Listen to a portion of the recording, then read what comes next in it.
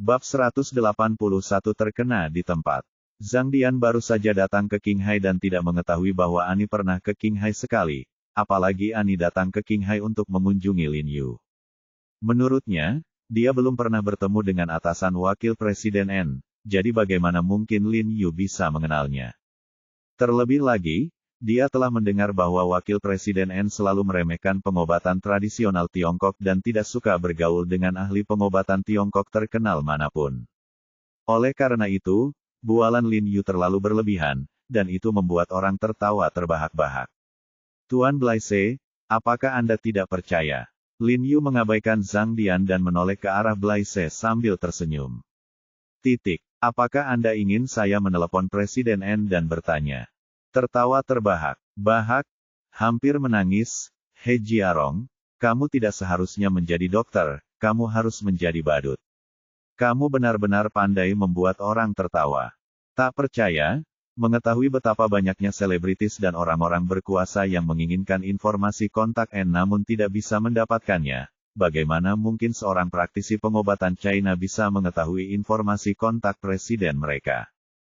Tuan Blaise, jika Anda melihat nomor ini dengan cermat, apakah Anda masih bisa tertawa? Lin Yu memutar nomor Ani perlahan, lalu mengarahkan telepon ke Blaise. Blaise adalah anggota inti dari American Medical Association dan perlu menghubungi Ani dari waktu ke waktu. Tentu saja, dia sekilas mengenali nomor telepon di teleponnya. Pupilnya tiba-tiba membesar, wajahnya penuh ketakutan, dan dia membukanya mulut dan berkata, "Kamu, bagaimana kamu bisa?" Dia, "Aku di sini.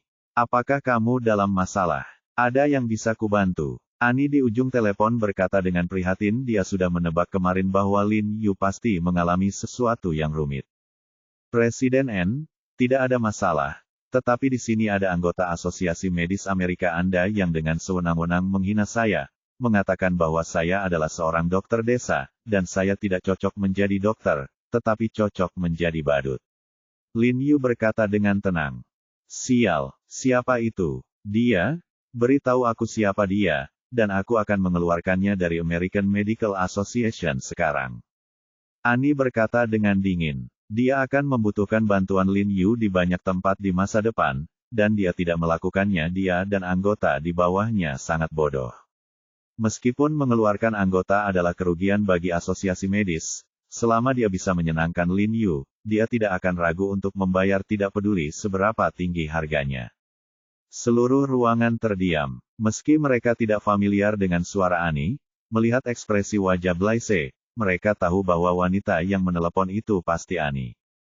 Wajah Zhang Dian pucat, dengan keringat dingin di dahinya, dan dia menatap Lin Yu dengan mata ngeri. Siapa si He Jiarong ini? Bahkan wakil presiden American Medical Association di seberang lautan memperlakukannya dengan hormat. Blaise di kursi sudah melompat seperti sengatan listrik. Tubuhnya tegang, dan fitur wajahnya tiba-tiba menyatu. Ada ekspresi pahit yang tak terlukiskan di wajahnya, berharap dia bisa memberi dirinya istirahat. Anda harus tahu bahwa sekali dia dikeluarkan dari American Medical Association, hal itu akan menyebabkan kerugian finansial yang besar, reputasinya akan rusak parah, dan statusnya di komunitas medis akan anjlok. Presiden N, demi Anda, saya tidak akan mengatakan siapa orang itu, tetapi saya ingin memberitahu Anda bahwa kualitas para dokter di asosiasi medis Anda benar-benar perlu ditingkatkan.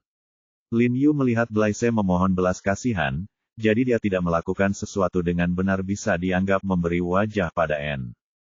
N menghela nafas lega ketika mendengar ini. Anggota asosiasi mereka semuanya jenius di bidang medis. Dia benar-benar tidak tega mengeluarkan mereka, jadi dia buru-buru menjawab, jangan khawatir, He. Aku pasti akan melakukannya mendidik mereka dengan baik. Wajah Lais melembut, dan dia duduk di kursi, menatap Lin Yu dengan mata penuh rasa terima kasih. Zhang Dian memandang Lin Yu dengan ekspresi muram, mengertakkan gigi, dan dipenuhi dengan kebencian yang luar biasa di dalam hatinya.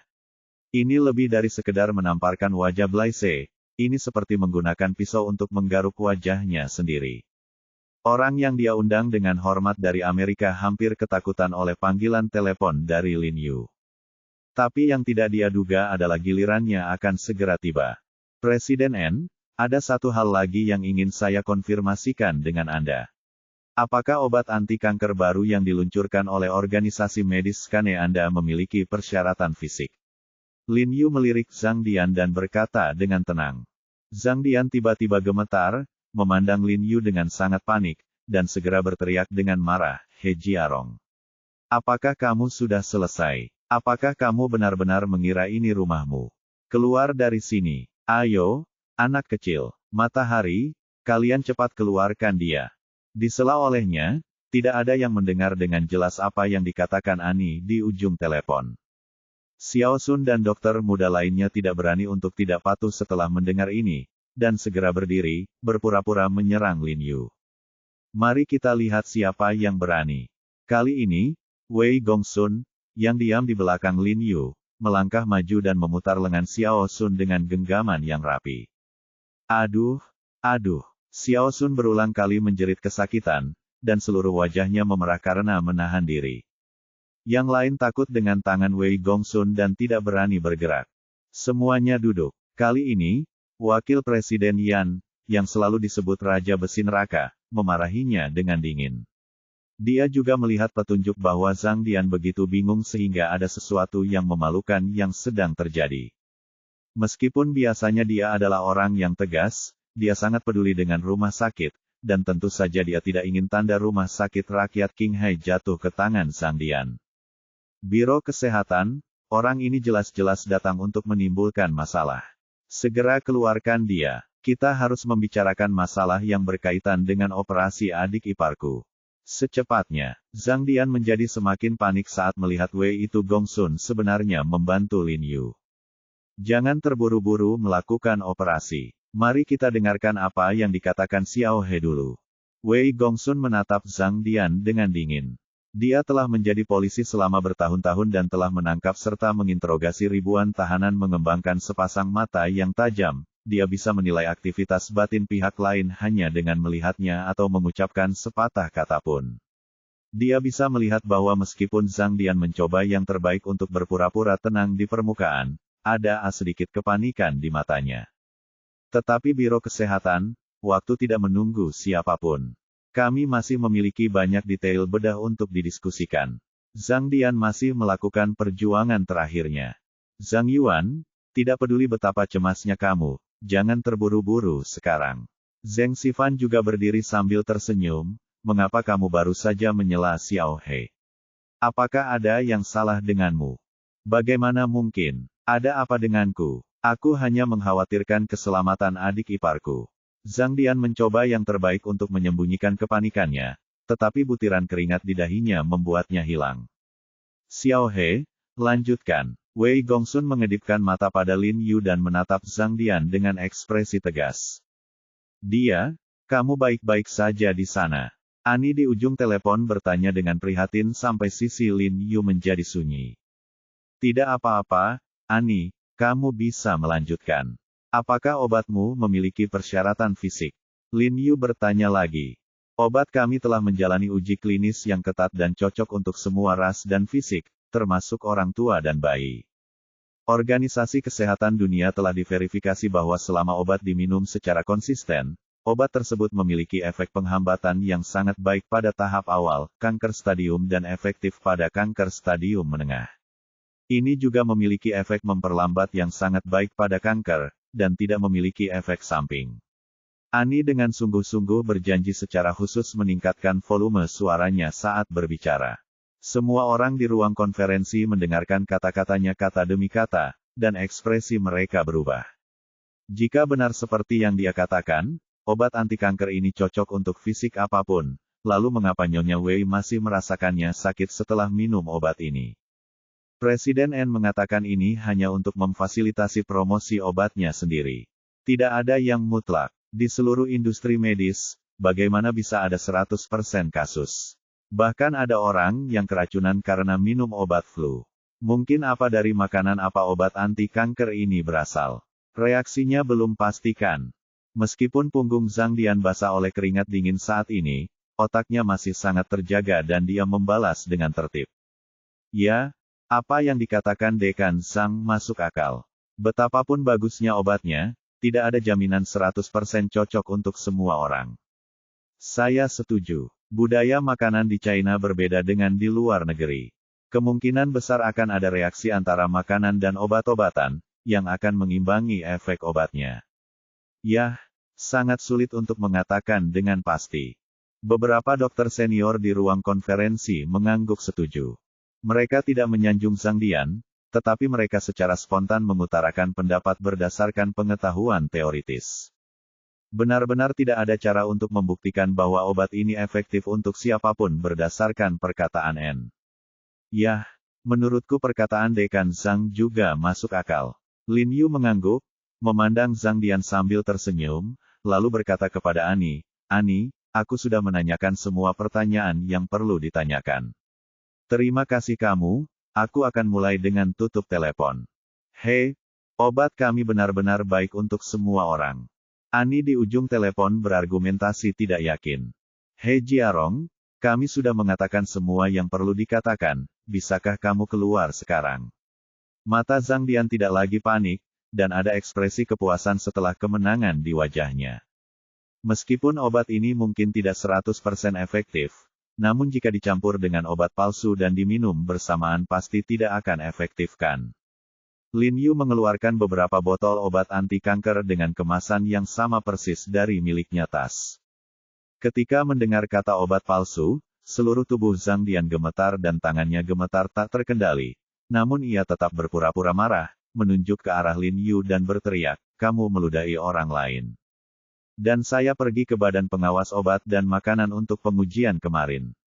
Di antara botol obat ini, 3 botol adalah obat asli dan 2 botol obat palsu."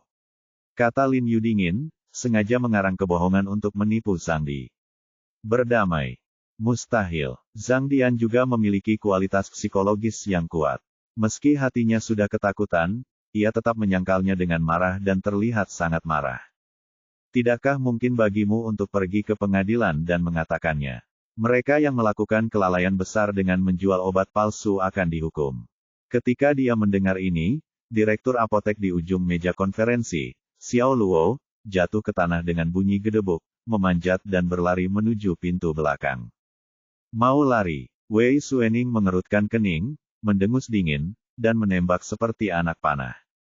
Begitu Xiao Luo mencapai pintu, dia menendangnya ke tanah, lalu meninju dia pukul dan tendang. Tiba-tiba terdengar teriakan seperti babi yang sedang menyembelih dari luar pintu, "Selamatkan nyawaku, selamatkan nyawamu, itu bukan urusanku. Dekan Zhang yang memintaku menjual obat palsu." Bab 182 mengamuk dalam kemarahan. Terjadi keributan di seluruh ruang konferensi, dan semua orang memandang Zhang Dian dengan mata kaget. Mereka tidak jelas tentang aktivitas Zhang Dian dan Ronaldinho. Sebagai direktur rumah sakit rakyat Qinghai, ia justru menginstruksikan bawahannya untuk menjual obat-obatan palsu. "Kamu kentut, Luo, kapan aku mengajarimu? Jelas kamu yang mengganti obatnya menjadi palsu." Zhang Dian berseru putus asa, tapi segera dia menyadari bahwa dia salah mengatakannya setara dengan mengakui bahwa Zheng Yunxia meminum obat palsu. "Aku akan membunuhmu." Wei Gongsun sangat marah saat mendengar apa yang dia katakan.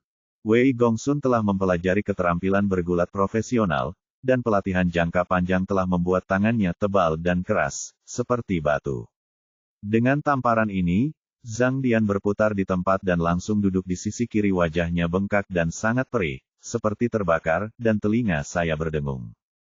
Tanpa diduga, itu belum berakhir. Wei Gongsun menamparnya dan ditindaklanjuti dengan tendangan yang apik.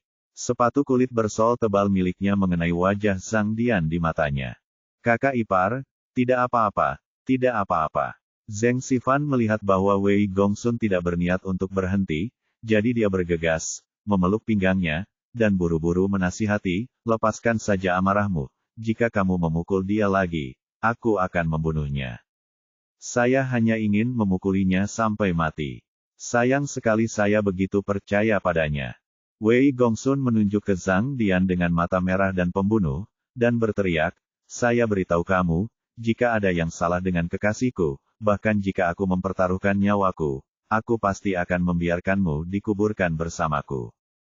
Wei Gongsun marah dan menyesal. Itu karena dia secara keliru mempercayai bajingan ini bahwa kondisi istrinya memburuk hingga saat ini. Baiklah, kakak ipar, orang seperti itu secara alami akan memiliki hukum untuk menghakiminya. Zheng Xifan memeluk Wei Gongsun dengan erat, Zhang Dian mungkin tewas di tempat. Lin Yu memandang Wei Gongsun yang marah dan sangat mengaguminya. Sungguh terpuji bahwa Wei Gongsun masih bisa memperlakukan bibi Zheng seperti ini setelah bertahun-tahun menikah.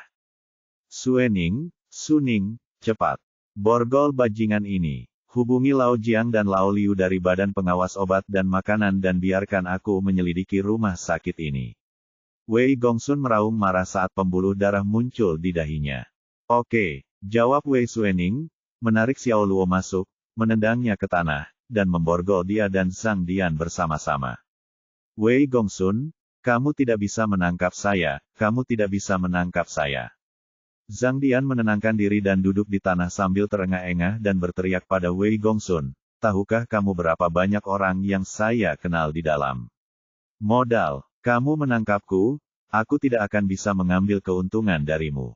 Persetan, tanpa mengucapkan sepatah kata pun, Wei Gongsun menendang wajahnya lagi. Aduh, teriak Zhang Dian, merasakan rongga hidungnya hangat, dan dua aliran darah hitam kental mengalir keluar. Hidungnya langsung roboh, dan tulang hidungnya jelas patah. Tidak lama kemudian, Kapten Jiang datang bersama sekelompok polisi, Biro Keamanan. Bawa mereka berdua kembali ke biro dan interogasi mereka.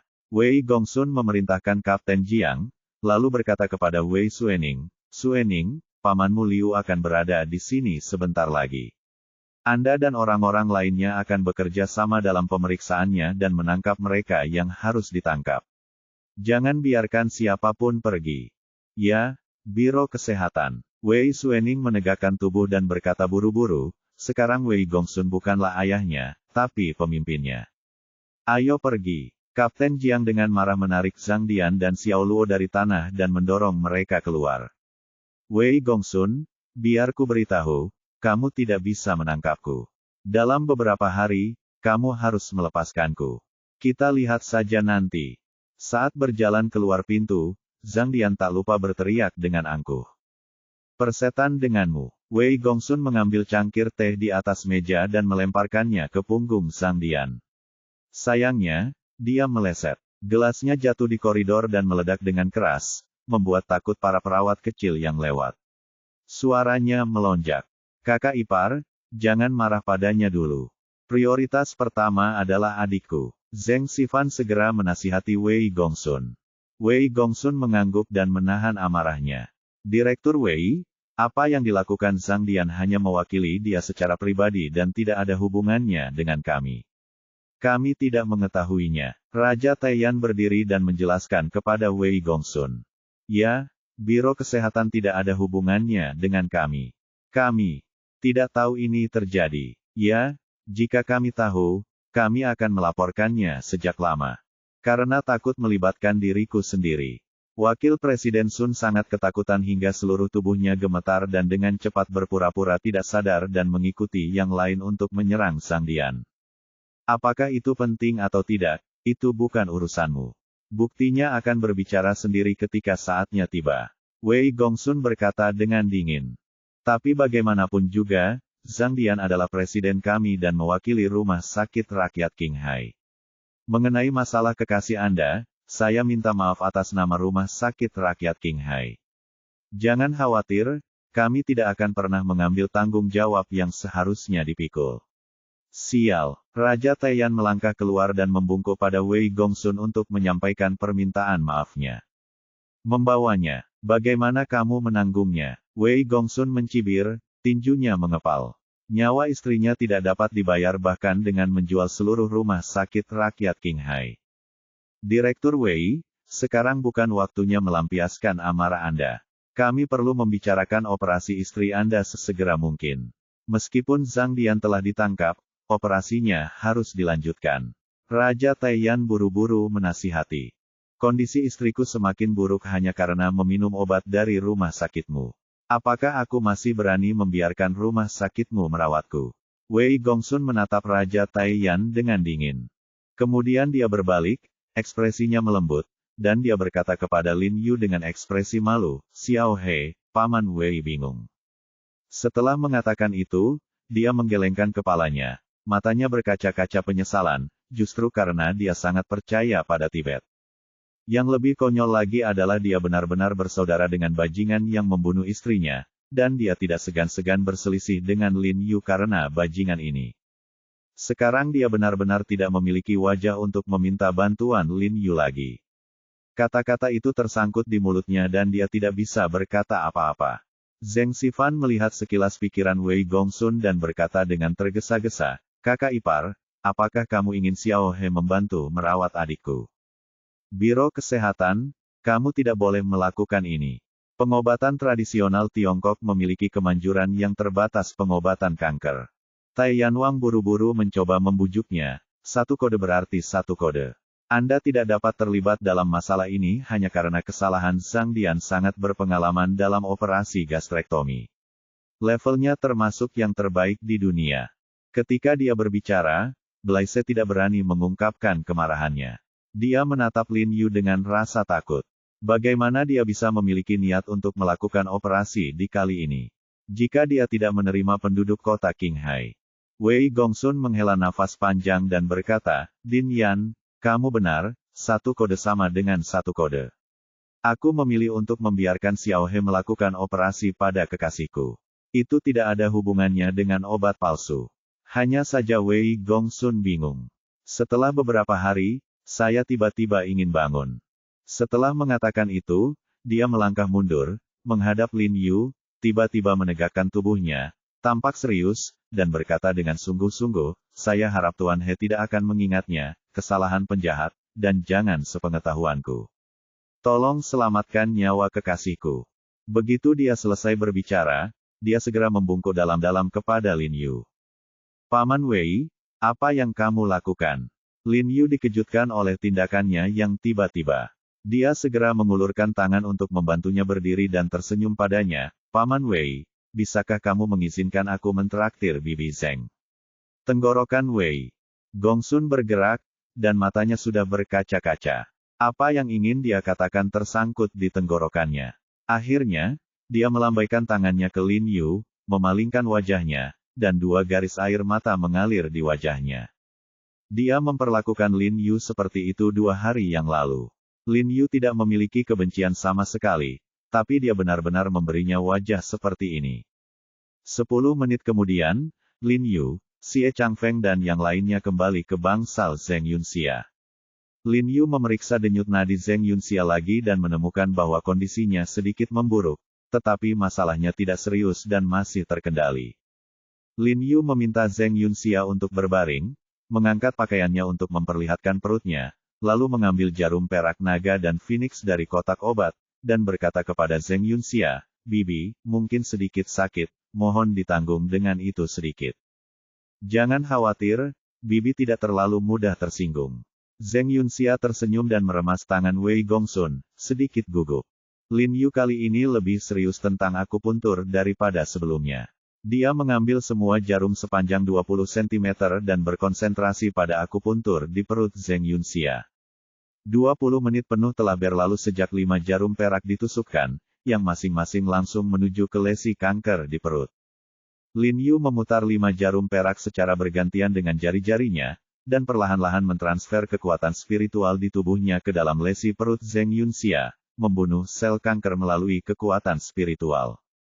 Efek esensialnya mirip dengan kemoterapi dalam pengobatan barat, tetapi dibandingkan dengan kemoterapi yang memiliki efek samping lebih besar, metode ini lebih aman, lebih langsung, tidak memiliki efek samping, dan rasa sakitnya sangat ringan, sehingga sangat mengurangi rasa sakit pasien selama proses pengobatan. Setengah jam kemudian, dahi Lin Yu dipenuhi butiran keringat tebal, dan bibirnya memutih, yang jelas merupakan tanda kelelahan fisik.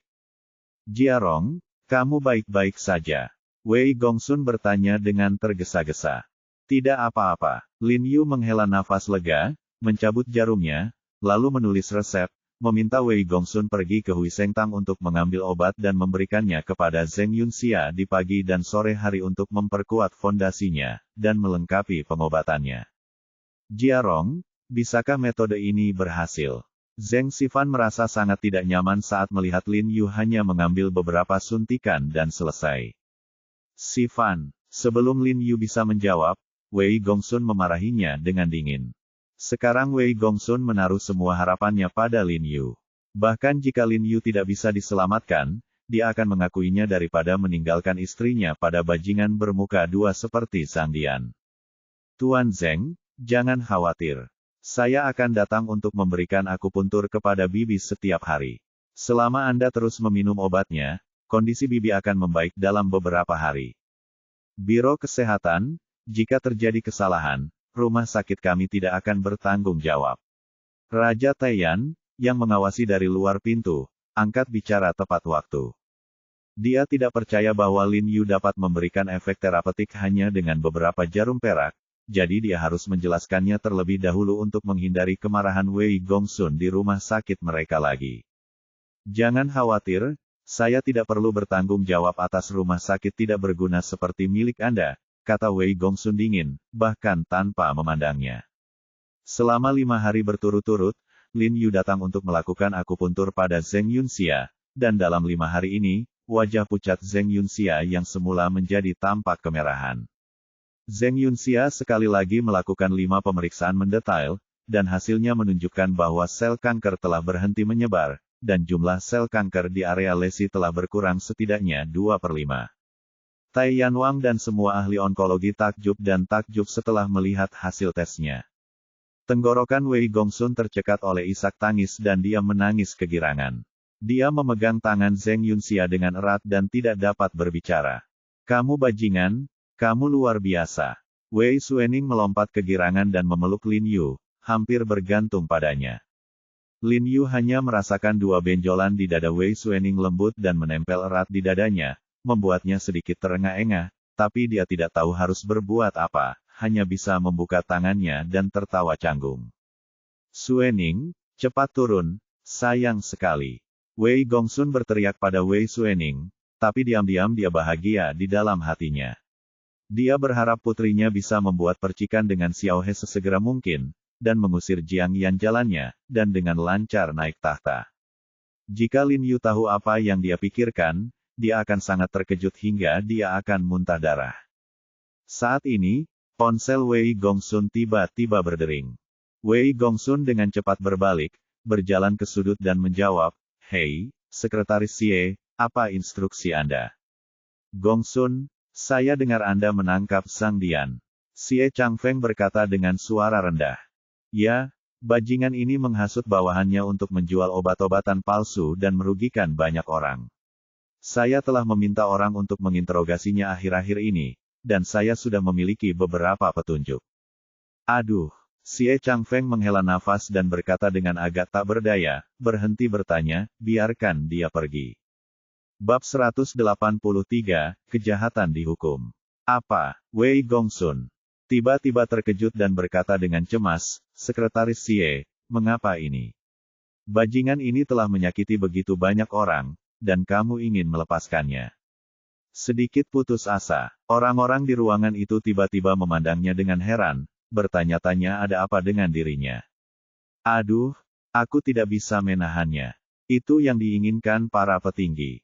Xie Changfeng menghela nafas tak berdaya. "Apa yang dimaksud bos, bukankah King Hai adalah yang terbaik untukmu?" Sebelum Wei Gongsun selesai berbicara, dia segera bereaksi, buru-buru keluar, bersembunyi di tangga, dan merendahkan suaranya, "Maksudmu, biarkan dia pergi. Apa maksudmu?" "Ya, orang ini memiliki latar belakang yang baik di ibu kota. 2 keluarga dari ibu kota telah memanggil saya untuk menampungnya. Meskipun mereka adalah keluarga kelas 2 di ibu kota, mereka bukanlah sesuatu yang Anda dan saya dapat bersaing dengannya. Kamu masih harus memberinya wajah yang pantas dia dapatkan." Xie Changfeng merasa sangat tertekan. Pantas saja Zhang Dian ini bahkan tidak berani memberinya wajah saat pertama kali datang ke sini. Benar saja, dia memiliki latar belakang yang kuat dalam hal itu, ibu kota. "Sekretaris, apakah tidak ada cara lain? Saya tidak ingin membiarkan dia pergi seperti ini," kata Wei Gongsun dengan penuh kebencian. "Sejujurnya, baik dalam urusan publik maupun pribadi, saya juga berharap bajingan ini dihukum secara hukum. Tapi sekarang situasinya memaksa saya hanya bisa memberinya keuntungan untuk saat ini. Tentang hal itu ketika kita memiliki kesempatan di masa depan. Xie Changfeng menghela nafas, dan kemudian tampaknya teringat sesuatu. Dia buru-buru menambahkan, tapi untungnya, ibu kota telah berjanji kepadaku bahwa mereka tidak akan membiarkan anak ini tinggal di Qinghai untuk mengabdi. Biarkan dia pergi hari ini, dia harus segera kembali ke ibu kota. Sialan, Wei Gongsun meninju dinding dengan marah. Bajingan ini hampir membunuh istrinya, dan sekarang dia ingin melepaskannya. Setelah beberapa saat, kemarahan di hatinya mereda. Dia kembali ke bangsal dan memberitahu Lin Yu dan Wei Xuening bahwa dia memiliki sesuatu yang mendesak untuk dilakukan dan harus kembali ke biro. Sambil menunggu lift, Lin Yu berjalan cepat dan berkata dengan suara rendah kepada Wei Gongsun, "Biro Kesehatan, apakah ada sesuatu tentang Zhang Dian? Apakah Anda akan membiarkan dia pergi?" Ketika Wei Gongsun panggil Lin Yu barusan, saya kira hubungan antara Tibet dan ibu kotalah yang berperan. Ibu kota memintaku untuk melepaskan bajingan itu, tapi aku tidak akan membiarkan dia pergi begitu saja. Wei Gongsun mendengus dingin, dengan sedikit kekejaman di wajahnya. Lin Yu merasa gugup saat melihat ekspresinya, dan buru-buru menasihati, "Paman Wei, aku harus menasihatimu. Bibi Zeng telah membaik sekarang. Jangan pertaruhkan masa depanmu untuk bajingan seperti itu." Dia tahu bahwa meskipun Wei Gongsun membunuh Zhang Dian, hubungan Tuan Zeng tidak akan membiarkan Wei Gongsun kehilangan nyawanya, tetapi Wu Samao pasti tidak akan diselamatkan, dan bahkan ibu kota akan meminta pertanggungjawabannya di penjara. "Jangan khawatir, aku mengetahuinya dengan baik." Wei Gongsun tahu bahwa Lin Yu mengkhawatirkannya, jadi dia mengangguk padanya untuk menunjukkan bahwa dia baik-baik saja. Setelah keluar dari rumah sakit, Wei Gongsun bergegas kembali ke kantor polisi, membuang payungnya, dan melepaskan kancing kerah bajunya saat dia masuk. Di mana Direktur Rumah Sakit Rakyat Qinghai yang ditangkap beberapa hari yang lalu? Wei Gongsun bertanya kepada seorang polisi muda yang lewat dengan suara yang dalam. Tim Jiang sedang menginterogasinya di ruang interogasi. Polisi muda itu dengan cepat menjawab. Karena identitas khusus Zhang Dian, semua orang di seluruh biro mengetahui kasus ini. Wei Gongsun mengangguk, berjalan langsung ke ruang interogasi tempat Kapten Jiang menginterogasi Zhang Dian, dan mengetuk pintu dengan keras. Biro Kesehatan. Polisi muda yang bersama Kapten Jiang cukup terkejut saat melihat Wei Gongsun. "Kalian semua keluar." Wei Gongsun melambai kepada mereka berdua, memberi isyarat bahwa mereka harus keluar. Kapten Jiang tidak bertanya apapun, dan dengan cepat memimpin polisi itu keluar.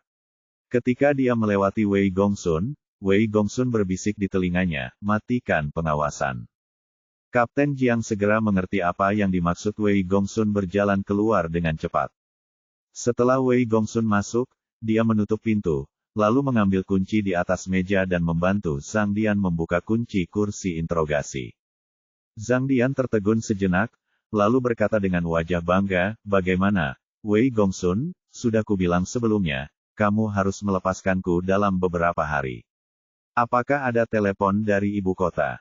Wei Gongsun tidak mengatakan apa-apa, tetapi melambai padanya untuk berdiri. Zhang Dian berdiri dengan senyuman di wajahnya dan hendak berjalan keluar, namun saat itu Wei Gongsun tiba-tiba meninju perutnya seperti kilat. Zhang Dian merasa seperti baru saja dipukul dengan palu bulat. Ia menjerit sambil memegangi perutnya dan melengkungkannya menjadi bentuk udang. Kepalanya berlumuran keringat dingin, dan tubuhnya mengejang hebat karena kesakitan. "Karena kamu akan pergi, tentu saja aku harus mengantarmu pergi dengan benar." Wei Gongsun menatapnya dengan dingin, dan kemudian tinjunya yang sekeras baja menghujani tulang rusuk dan samping Zhang Dian. Metode Wei Gongsun dalam memukuli orang sangat istimewa, tidak hanya menyebabkan rasa sakit yang tak tertahankan bagi Zhang Dian, tetapi juga mencegah rumah sakit mendeteksi adanya luka luar. Pada akhirnya, Zhang Dian terlatih-tatih keluar dari kantor polisi sambil memegangi perutnya, sambil mengutuk Wei Gongsun dengan getir sambil berjalan. Untungnya, bagaimanapun juga, dia keluar hidup-hidup. Meskipun dia tidak bisa lagi mempertahankan posisinya di rumah sakit rakyat Qinghai, setidaknya dia tidak lagi harus masuk penjara. Ketika dia berjalan ke gerbang, dia melihat Wei Gongsun masih berdiri di tangga menatapnya, dan mengacungkan jari tengah pada Wei Gongsun dengan marah. Kemudian dia naik taksi dan bergegas ke komunitas persewaan. Setelah kecelakaan itu, istrinya kembali ke ibu kota secepatnya dan membantunya menyelesaikan hubungan. Sebelum pergi, dia meninggalkan sejumlah uang untuknya dan memintanya untuk terbang kembali ke ibu kota secepat mungkin. Setelah kembali ke komunitas, ia mengambil dompet yang ditinggalkan istrinya, mengunci pintu, dan keluar dari komunitas. Mengenai uang jaminan rumah, dia tidak repot-repot memintanya, dan dia tidak memberikan kuncinya. Dia akan membiarkan pemiliknya membongkar pintu ketika sudah habis masa berlakunya lebih lama. Namun yang tidak dia sadari adalah setelah dia keluar dari kantor polisi, sebuah kendaraan off-road berwarna hitam mengikutinya dan mengikutinya sampai ke pintu komunitasnya. Setelah masuk, kendaraan off-road tersebut diparkir di bawah pohon di luar pintu gerbang komunitas. Laki-laki di dalam taksi itu mengeluarkan kotak rokoknya, mengeluarkan sebatang rokok, mengeluarkannya dengan bibirnya, dan mengeluarkan korek api untuk menyalakannya. Pria itu berusia kurang dari 40 tahun, dengan potongan cepak pendek, mengenakan kemeja ketat lengan pendek, dan rantai emas besar tergantung di lehernya. Saat ini, ponselnya tiba-tiba berdering. Dia menunduk dan segera mengangkatnya. Sebuah suara yang dalam segera terdengar dari ujung lain telepon. Tuan Ma, saya telah membuat pengaturan untuk Anda di Myanmar. Anda dapat bersembunyi di sana setelah pekerjaan Anda selesai, dan Anda dapat kembali ketika pusat perhatian selesai. Aku minta maaf mengganggumu, saudaraku. Pria itu segera menutup telepon setelah mengatakan itu. Dia adalah Ma Ye yang berjudi dengan Zhang Dian di kedai teh. Terakhir kali Zhang Dian meminta Wei Gongsun untuk menangkapnya, dia hampir memukulinya sampai mati itu. Dia hampir tidak keluar dari pusat penahanan hidup-hidup, luka di punggungku masih terasa sakit. Wajar saja ia tak bisa menelan nafas tersebut, sehingga setelah mengetahui Zhang Dian ditangkap, ia bergantian menjaga kantor polisi bersama anak buahnya. Tak disangka, akhirnya ia menunggunya hari ini. Dia sudah memutuskan bahwa anak ini harus dibunuh. Peluk yang itu, dan gendong adikku ke kursi sedan. Zhang Dian memegang tas kulit kecil berwarna hitam di bawah lengannya dan berjalan menuju luar komunitas sambil menyenandungkan sebuah lagu. Ketika Pak Ma melihatnya, matanya berbinar, dan ada sedikit kejahatan di matanya. Dia segera mencubit rokok di tangannya dan melemparkannya keluar jendela meter, lalu mengganti persneling, menginjak pedal gas, dan mobil, dia bergegas keluar dengan suara keras dan langsung menuju ke arah Zhang Dian. Setelah Zhang Dian mendengar deru mesin besar, tanpa sadar dia berbalik dan melihat bagian depan mobil yang besar tiba-tiba muncul di depan matanya menjadi postur yang aneh. Dada berkedut, darah mengucur dari mulut, mata seperti ikan mati menatap langit kelabu tanpa berkedip. Saat kendaraan off-road berangkat dengan cepat, seluruh gerbang komunitas kembali sunyi. Hanya terdengar suara gerimis yang terus-menerus. Hari sudah malam setelah Lin Yu kembali dari rumah sakit. Begitu dia memasuki rumah sakit, Wei Gongsun memanggilnya, Xiao He, Tuhan punya mata. Baru sore ini, Zhang Dian berada di depan pintu komunitas sewaan. Dia ditabrak mobil. Apakah itu disengaja? Lin Yu cukup terkejut. Saya yakin itu disengaja, tapi saya tidak tahu persis siapa yang melakukannya. Saya akan mengirim orang untuk menyelidikinya. Oke, jangan bicarakan itu dulu. Wei Gongsun buru-buru menutup telepon. Lin Yu melihat gemericik gerimis di luar jendela, dan hatinya tidak bisa tenang untuk waktu yang lama. Kejahatan akan dihukum, dan mungkin inilah masalahnya. Setelah kematian Zhang Dian, Raja Taiyan mengambil alih posisi rumah sakit rakyat Qinghai. Segera setelah dia menjabat, dia memperbaiki semua departemen di rumah sakit, memberhentikan beberapa dokter yang menerima amplop merah, dan mempromosikan sekelompok orang muda dan berbakat dokter. Mengenai kecelakaan medis yang dituduhkan secara salah kepada Jiang Yan di masa lalu, dia dibenarkan. Raja Tian mencabut semua sanksi terhadap Jiang Yan dan memposting surat permintaan maaf atas nama rumah sakit di situs resmi Rumah Sakit Rakyat Qinghai kepada membersihkan namanya, dan sekali lagi mengundangnya untuk kembali sebagai dokter jaga dan wakil direktur Departemen Penyakit Dalam. Namun, Jiang Yan tidak langsung setuju, mengatakan bahwa dia akan mempertimbangkannya, karena dia telah mengelola paviliun Heiji Baoyu di Huigu Plaza, dan jika dia ingin pergi, akan membutuhkan waktu untuk serah terimanya. Saudari Yan, jika kamu memintaku untuk memberitahumu, jangan kembali. Kamu tidak bisa lebih nyaman menjadi dokter daripada menjadi istri bos. Ya, kakak ipar, paviliun Baoyu kami tidak bisa hidup tanpanya kamu. Pada saat ini, di dalam paviliun Heiji Baoyu di lapangan Huigu, Lin Yu dan He Jinxiang sedang duduk di ruang tunggu, minum teh, dan mencoba yang terbaik untuk menghalangi Jiang Yan. Oke, saya tidak akan mendengarkan kalian berdua membodohi saya. Sejak saya mengambil alih toko ini, saya menderita sakit punggung dan punggung sepanjang hari. Saya pikir Anda hanya menggunakan saya sebagai alat untuk menghasilkan uang, memutar matanya dan mengambil teh mawar yang sudah kuseduh. Retak. Pada saat ini, guntur yang keras terdengar di udara. Tangan Jiang Yan yang memegang teh gemetar ketakutan. Begitu gemuruh guntur berlalu, langit yang tadinya sedikit cerah tiba-tiba mulai turun hujan deras. Saudari Yan, apakah kamu melihat bahwa Tuhan pun tidak setuju kamu pergi? Lin Yu berkata sambil tersenyum. Pada saat ini, sosok cantik yang mengenakan rok profesional dan sepatu hak tinggi dengan cepat bergegas masuk ke dalam toko, melompat dan mengibaskan air di pakaian dan tasnya. Halo Nona, ada kebutuhan apa? Pemandu belanja itu buru-buru menyapanya dengan antusias. Saya mencari Anda, Tuan He. Sosok tampan itu memandang sekeliling toko dan melihat ke arah area resepsionis di belakang layar. Petik 2. Suekin. Lin Yu berdiri dan melihat keluar ketika dia mendengar suara itu. Melihat itu adalah Suekin, dia buru-buru dan dengan antusias mengundang, cepat, ayo, minum teh untuk menghangatkan dirimu. Ikut aku ke lokasi pembangunan. Ayolah, ada sesuatu yang terjadi di wajah Suekin, dia tidak repot-repot menyapa, dan nadanya sedikit panik, ada apa? Hati Lin Yu tiba-tiba tenggelam. Bab 184 Kecelakaan di lokasi konstruksi. Ada korban jiwa, seorang pekerja meninggal. Wajah Suekin menjadi pucat. Ah, Lin Yu tiba-tiba terkejut. Akan menjadi masalah besar jika seseorang meninggal di lokasi konstruksi. Dan ini adalah kehidupan manusia. Sebagai seorang dokter, Lin Yu tidak bisa menahan perasaan sedih, dan berkata dengan tergesa-gesa, cepat, bawa saya ke sana untuk melihat apakah ada kemungkinan pengobatan. Untuk berbicara dengan Jiang Yan dan He Jinxiang.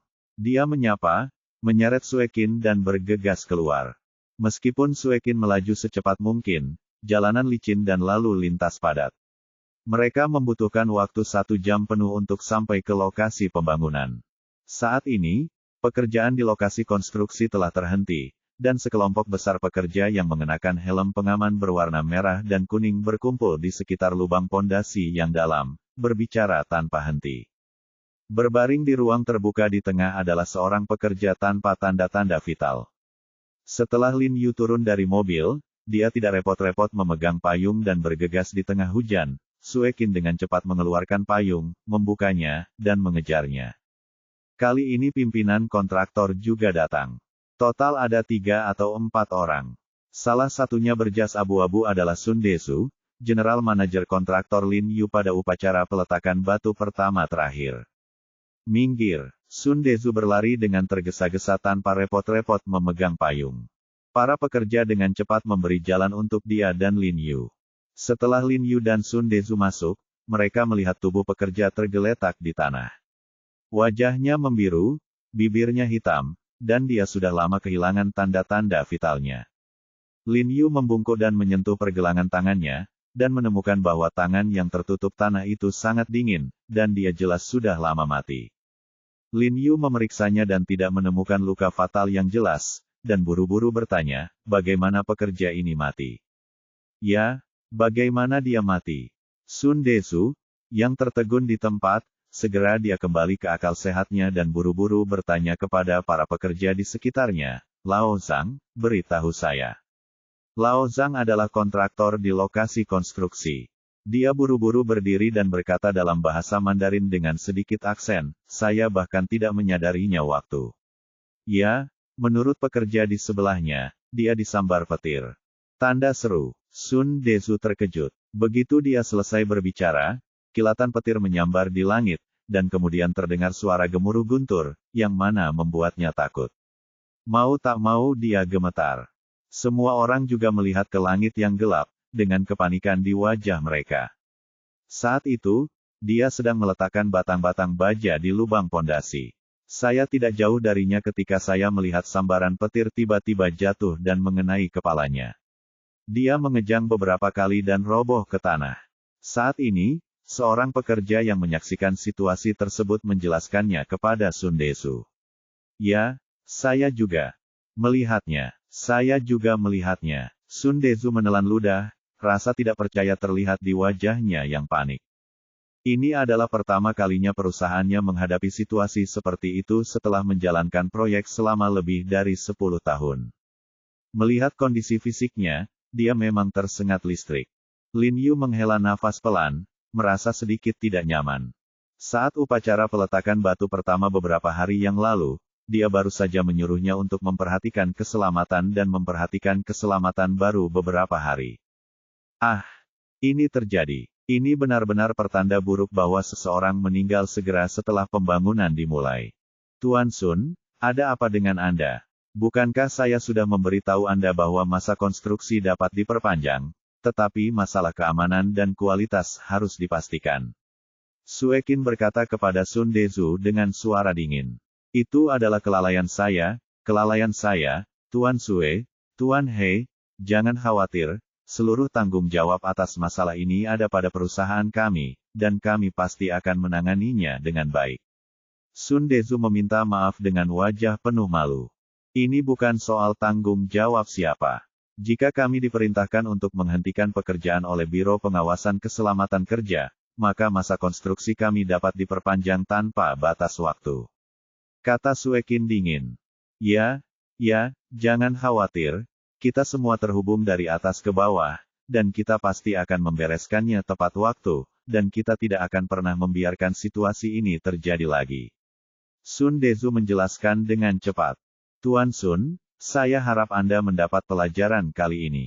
Saat bergegas bekerja, Anda harus memastikan keselamatan para pekerja. Setiap orang dilahirkan dan dibesarkan oleh orang tua, dan kehidupan setiap orang tidak tergantikan.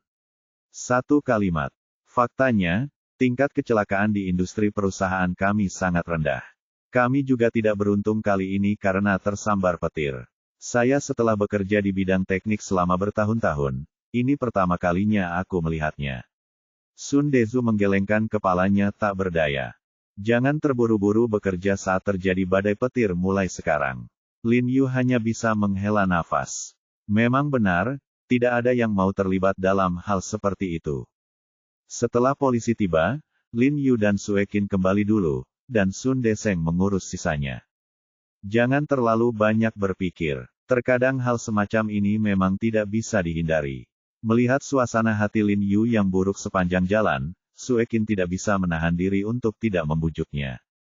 Ya, Lin Yu tersenyum pahit, menekan pelipisnya, dan berkata, mungkin 1 atau 2 orang pasti akan mati selama masa pembangunan banyak proyek besar, tapi saya masih merasa ada yang tidak beres.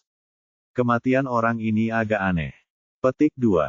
Ya, ada apa? Itu hanya kecelakaan yang ditonton banyak orang. Suekin menghibur Lin Yu. Saya harap begitu. Lin Yu menghela napas dan tidak memikirkannya lagi. Kembali ke Huigu Plaza, Lin Yu mengundang Suekin dan berkata, datanglah ke toko dan duduk sebentar. Tidak, masker wajah dan krim tubuh yang Anda kembangkan telah lulus pemeriksaan. Saya harus segera kembali untuk menyiapkan beberapa masalah produksi. Suekin si berkata sambil mengedipkan mata padanya. Terima kasih atas kerja kerasmu. Pelan-pelan di jalan, Lin Yu berkata sedikit malu, dan dia dipermalukan oleh penjaga toko yang melambaikan tangannya. Oke, semuanya sudah pergi, jangan ragu untuk pergi. Saat ini, suara Jiang Yan datang dari belakang, lalu memberinya handuk dan bertanya dengan prihatin, apa yang terjadi di lokasi konstruksi. Seorang rekan kerja, Dia mati tersambar petir, kata Lin Yu sambil menyeka kepalanya. Ah! Jiang Yan dan beberapa pemandu belanja saling memandang, cukup panik. Mereka hanya melihat kejadian tewas tersambar petir di berita, namun mereka tidak pernah menyangka hal itu benar-benar bisa terjadi pada mereka. Ngomong-ngomong, di mana saudara He? Bukankah sudah kubilang sekelompok pedagang batu kasar datang dari Myanmar dan ingin makan malam bersama di siang hari? Lin Yu bertanya dengan tergesa-gesa ketika dia melihat He Jinxiang tidak ada di sana. Oh, kakak He sudah pulang. Dia bilang dia akan langsung pergi ke hotel sebentar lagi, jadi kamu bisa pergi ke sana saja. Jiang Yan berkata dan melihat waktu. Lin Yu menjawab dengan cepat dan memanggil. Sambil memegang payung, aku berlari ke pinggir jalan untuk naik taksi, tetapi setelah menunggu lama, aku tidak melihat taksi. Aku menoleh dan melihat van rusak He Jinxiang diparkir di dalam tempat parkir. Saya bergegas kembali ke toko dan meminta kunci kepada pemandu belanja. Tuan He, jika Anda ingin mengemudikan van itu, apakah Anda tidak akan kehilangan status Anda? Kata pemandu belanja itu dengan aneh. Mengapa kamu tidak mengendarai mobilku? Aku tidak akan pulang pada siang hari. Jiang Yan menyerahkan kunci mobilnya. Tidak peduli apa identitasnya, saudara He bisa mengendarainya, kenapa aku tidak bisa mengendarainya? Lin Yu tersenyum, berbalik dan berlari menuju van. Karena ini pertama kalinya dia mengendarai mobil van, dan itu adalah mobil bekas. Tuas persneling, kopling, dan rem semuanya memiliki poros engkol, sehingga agak sulit bagi Lin Yu untuk mengemudikannya. Selain itu, saat ini sedang turun hujan lagi, sehingga ia tidak dapat meningkatkan kecepatan mobilnya dan mempertahankannya pada jarak sekitar 60 mil. Ketika mereka sampai di jalan tol, volume lalu lintas tiba-tiba meningkat, dan Lin Yu melambat hingga sekitar 50 mil. Saat itu, tiba-tiba terdengar suara klakson dari belakang mobil yang sangat keras. Lin Yu melirik ke arah reflektor dan menemukan bahwa itu adalah GTR hitam. Ia terus membunyikan klakson ke arahnya, seolah-olah dia mengira dia berlari terlalu lambat. Tapi Lin Yu tidak punya pilihan. Lalu lintas padat di kedua sisi, kemudi van tidak bagus, dan jalanan licin. Dia tidak berani berpindah jalur dengan gegabah, jadi dia hanya bisa menambah kecepatan-kecepatannya sedikit. Namun GTR masih merasa tidak puas dan membunyikan klaksonnya berkali-kali. Akhirnya, GTR mengambil kesempatan dan pindah ke jalur di sebelahnya. Kaca taksi diturunkan. Seorang pemuda berseragam pang mengacungkan jari tengah kepada Lin Yu dan mengumpat dengan marah, "Persetan, apakah kamu tahu cara mengemudi?" Seperti kura-kura. Lin Yu tidak berkata apa-apa, berniat menelan amarahnya, lagi pula, dia sedang terburu-buru. Tapi setelan pang itu masih mengumpat, dan tampak sangat kesal. Dia berbalik dan mempercepat, secara diagonal di depan Lin Yu, dan terus mengerem. GTR berjalan perlahan di depan, dan Lin Yu tidak punya pilihan selain mengikuti perlahan. Dia melihat ke bawah pada waktu itu dan menemukan bahwa dia akan terlambat jika dia terus berjalan seperti ini, sangat marah sehingga dia segera menekan tombolnya. Namun, semakin dia menekan, GTR menjadi semakin lambat, dan akhirnya mengerem hingga berhenti. Ekspresi Lin Yu berubah, dan dia dengan cepat menginjak rem. Namun, rem van tersebut kurang bagus dan jalanan licin. Lin Yu menginjaknya dengan keras dan perlahan, namun tetap menghantam bagian belakang GTR dengan keras. Cek, kamu benar-benar berani menabrakku. Pang Suit awalnya hanya ingin memukul Lin Yu, tapi dia tidak menyangka Lin Yu berani menabraknya. Dia menjadi marah dan segera bergegas turun dan menarik van Lin Yu, membuka pintu mobil, meraih kerah Lin Yu dan menariknya ke bawah, mengangkat tangannya dan menamparkan wajah Lin Yu. Namun, tangannya ditangkap oleh Lin Yu ketika dia mengayunkannya di udara. Lin Yu berkata dengan ringan, "Adik, kamu harus menyalahkan dirimu sendiri. Bagaimana kamu bisa mengerem dengan santai di jalan? Betapa berbahayanya. Sialan, kamu tidak punya alasan untuk mengejarku." Pang Sui meninju dia dengan tangannya yang lain, tapi dia juga ditangkap oleh Lin Yu. "Lepaskan aku." Wajah Pang Sui memerah. Tidak peduli seberapa keras dia berjuang, dia tidak bisa melarikan diri. "Adikku, Aku punya sesuatu yang mendesak untuk dilakukan. Aku tidak punya waktu untuk bermain-main denganmu. Aku tidak akan meminta uang darimu untuk memperbaiki Van. Lebih memperhatikan dirimu sendiri di masa depan." Selesai berbicara, dia mendorong dengan kuat dan setelan Pang itu duduk di tanah. Lin Yu segera masuk dan menyalakan mobil, mundur, menyesuaikan kemudi, dan pergi dengan cepat. "Tunggu saja, mari kita lihat apakah aku tidak membunuhmu hari ini." Pang mengertakkan gigi karena yakin dan segera mengeluarkan ponselnya dan menelepon. Melihat waktu hampir habis, Lin Yu mau tidak mau mempercepat. Para tamu ini datang jauh-jauh dari Myanmar. Mereka memiliki hubungan dekat dengan tambang besar yang kasar dan memiliki sumber daya batu mentah langsung. Jika Heji dapat menjalin hubungan kerja sama dengan mereka, itu akan seperti roket yang dilengkapi dengan pendorong, dan itu pasti akan melonjak. Jadi tentu saja dia tidak boleh mengabaikannya, dia harus bergegas secepatnya. Jika tidak, jika seseorang marah dan memutuskan hubungan kerja sama, itu akan menjadi kerugian besar yang tidak dapat diubah bagi Heji. Memikirkan hal ini, Lin Yu menjadi lebih gelisah. Dia menginjak pedal gas dan mempercepat lagi.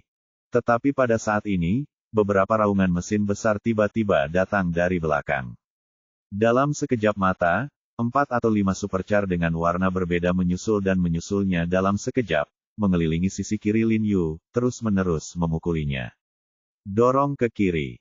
Semua kendaraan di jalan juga melambat untuk menghindarinya, karena takut akan menabrak supercar tersebut secara tidak sengaja dan kehilangan segalanya. Saat Lin Yu melihat GTR tadi, dia menjadi marah. Orang bodoh ini belum selesai. Melihat dia tidak bisa keluar, Lin Yu hanya bersandar ke pinggir jalan dan mengerem hingga berhenti. 4 atau 5 supercar langsung berhenti di pinggir jalan, dan 5 atau 6 anak muda berpakaian modis keluar. "Brengsek, kamu tidak lari. Lari!" Setelan Pang di GTR menunjuk ke arah Lin Yu dan berteriak begitu dia turun dari mobil. "Dasar bodoh, kamu sengaja mengabaikan adikku dan memukulinya. Apakah kamu lelah hidup?" Pada saat ini, seorang pemuda tampan datang dan menunjuk ke arah Lin Yu, dengan ekspresi arogan di wajahnya. Lin Yu tidak bisa menahan senyum ketika melihat pemuda ini. Dia adalah seorang kenalan lama, putra Qian Hai, Tuan Qian. Karena dia dalam keadaan koma ketika Lin Yu menyelamatkannya, dia secara alami tidak mengenali Lin Yu. "Tuan Muda Qian, apakah ini caramu berbicara dengan penyelamatmu?" Lin Yu meletakkan tangannya di belakang punggung dan tersenyum tipis padanya. Bab 185 Van berubah menjadi GTR. "Juru selamat, apakah kita pernah bertemu?" Tuan Muda Qian melirik Lin Yu. Meskipun dia belum pernah melihat Lin Yu dalam ingatannya, kesombongannya masih terkendali.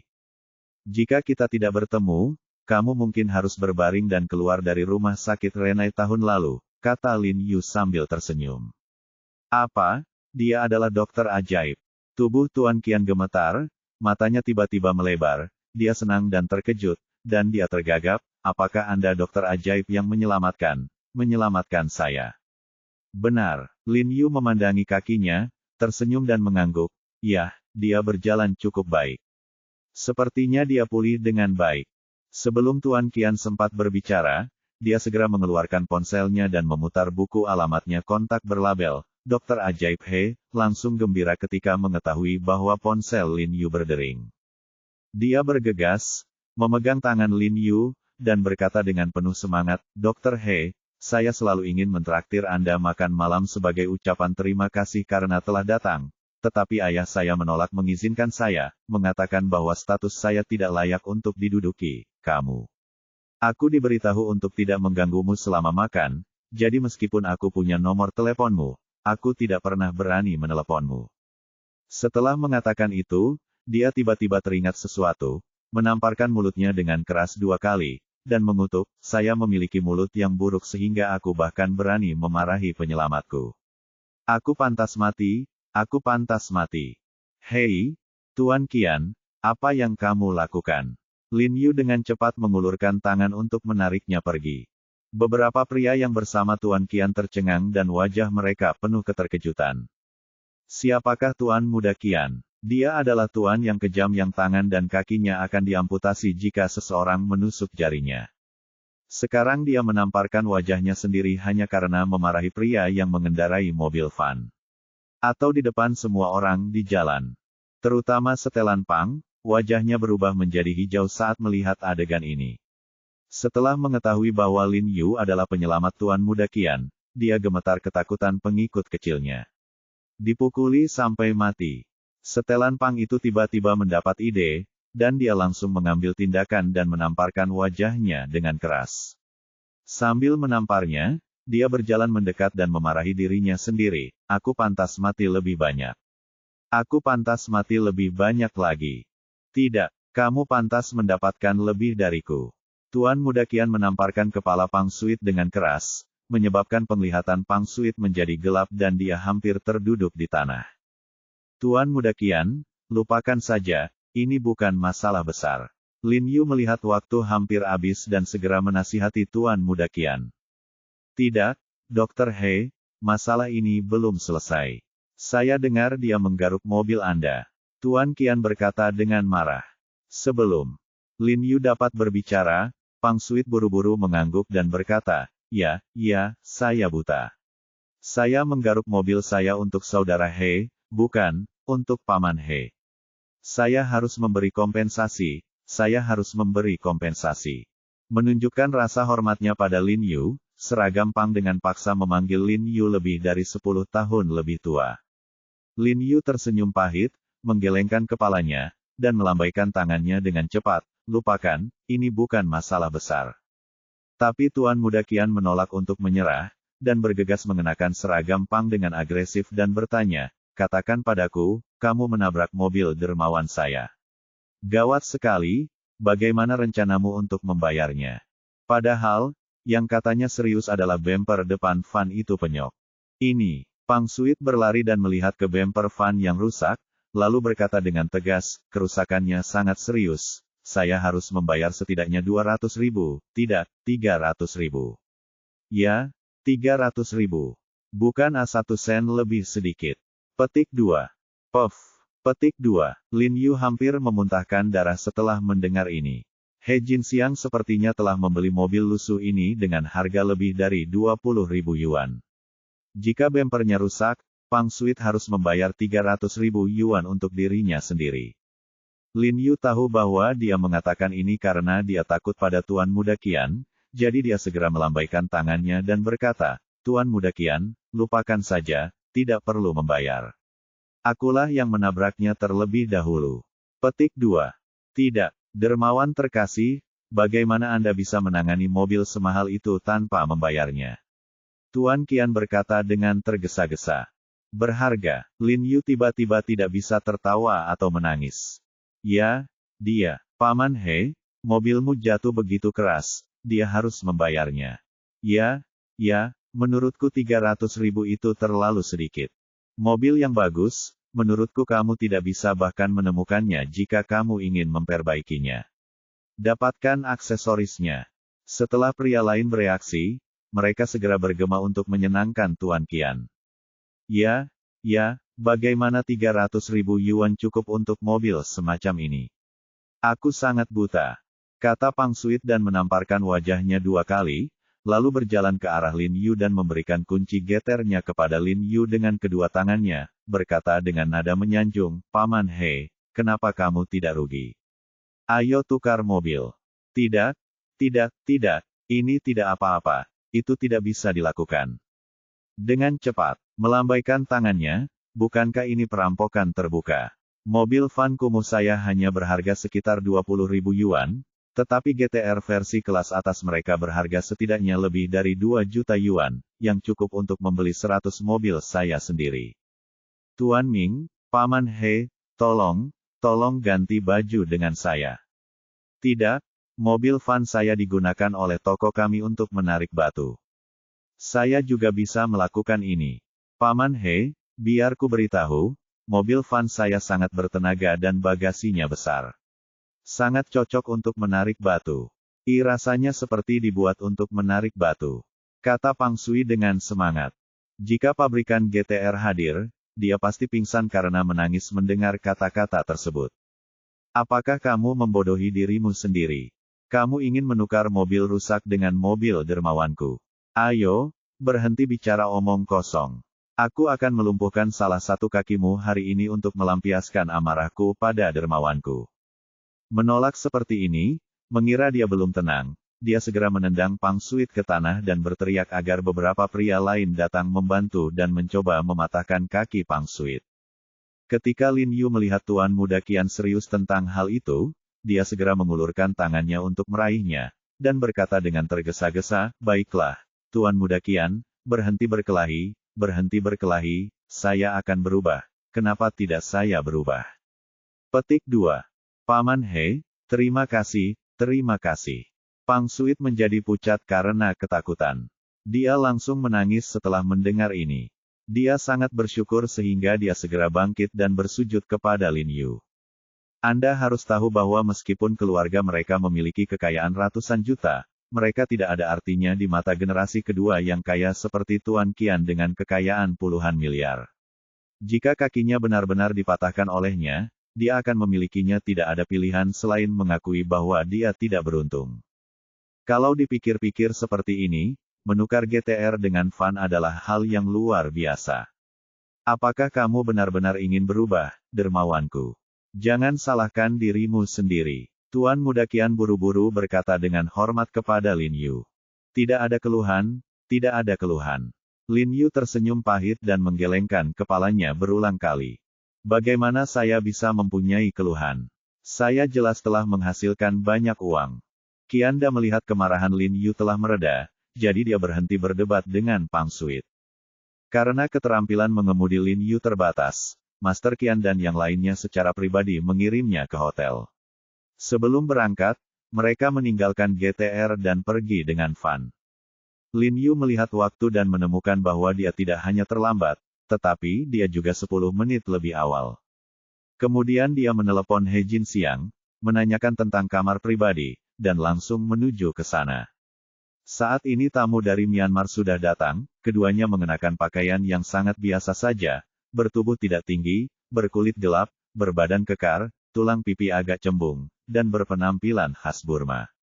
Salah satu dari mereka tampak berusia sekitar 50 tahun, dan dia seharusnya menjadi bos, tetapi selain kelihayan seorang pengusaha, matanya juga memiliki keganasan.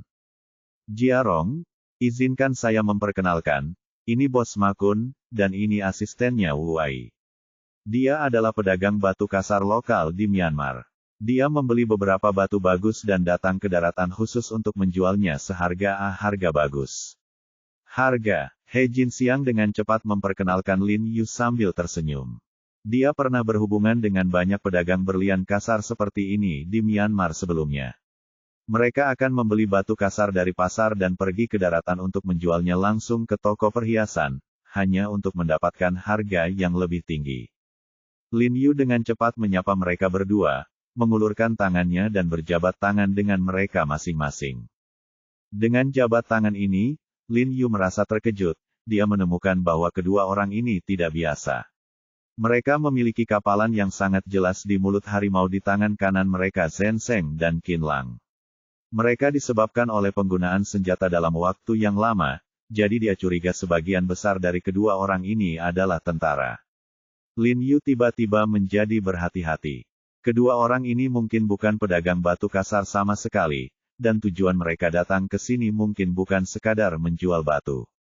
Namun, hatinya berfluktuasi, tetapi wajahnya tetap tenang. Dia tidak mengatakan yang sebenarnya. Dia berencana untuk menunggu dan melihat trik apa yang dimainkan kedua orang ini lakukan apapun. Tuan He, saya dengar Anda memiliki penelitian mendalam tentang batu kasar. Pada dasarnya Anda bisa memastikan sekilas jenis batu giok apa yang bisa dihasilkan batu ini. Dan tingkat keberhasilannya 100%. Ma Kun berkata langsung pada intinya, sambil berbicara dua mata yang cerdik terus mengamati wajah Lin Yu.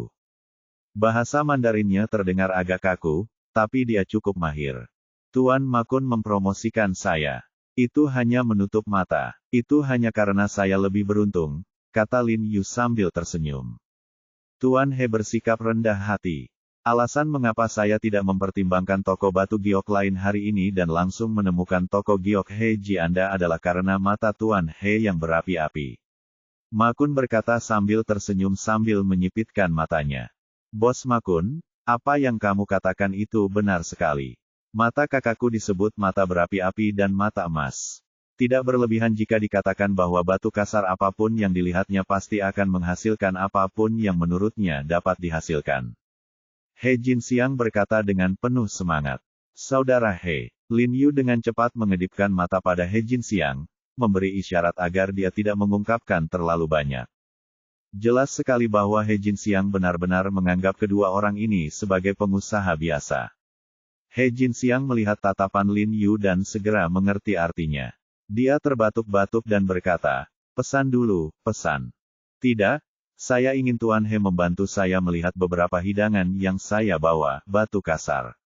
Ma Kun melambaikan tangannya lalu memerintahkan Wu Ai yang berdiri di samping. Wu Ai segera mengeluarkan ponselnya dan menelepon. Setelah sekitar 10 menit, 3 pria Burma dengan kulit gelap dan perawakan kuat memasuki ruangan pribadi sambil membawa 3 batu kasar ke tanah, menyeka keringat di kepala mereka, berbalik dan berjalan keluar. Batu kasar ini tidak besar, dan bentuknya berbeda-beda. Yang terbesar hanya 70 atau 80 pon, dan ular piton kurap juga berbeda-beda. Tuan He, tolong bantu saya melihat kualitas batu-batu ini. Jika Anda benar, saya bersedia memberikannya kepada Anda secara gratis. Ma Kun berdiri dan memberi isyarat mengundang. Tuan Ma Kun, apa maksud Anda? He Jinxiang juga menyadari ada yang tidak beres, buru-buru berdiri, mengerutkan kening, dan bertanya dengan heran. Bagaimana orang bisa menjual batu seperti ini? Mereka tidak terlihat seperti sedang menjual batu, tapi mereka sedang mencari masalah. Begitu dia selesai berbicara, ketiga pria yang baru saja memindahkan batu itu bergegas kembali, membawa palu meriam yang berat di tangan mereka.